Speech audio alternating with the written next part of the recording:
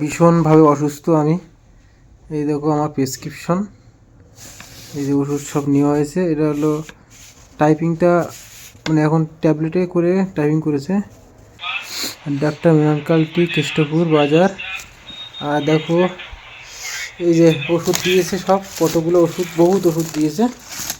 এই দেখো বহুত ওষুধ, সিরাপ, এই যে ওষুধ দিয়েছে বড় পাতা।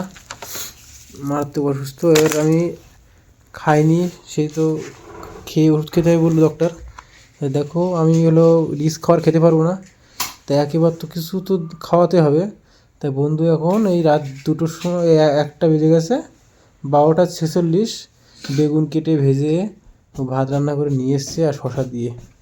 মানে খেয়ে তো ওষুধ খেতে হবে। তো এদের ঋণ কীভাবে শোধ করে দেখো।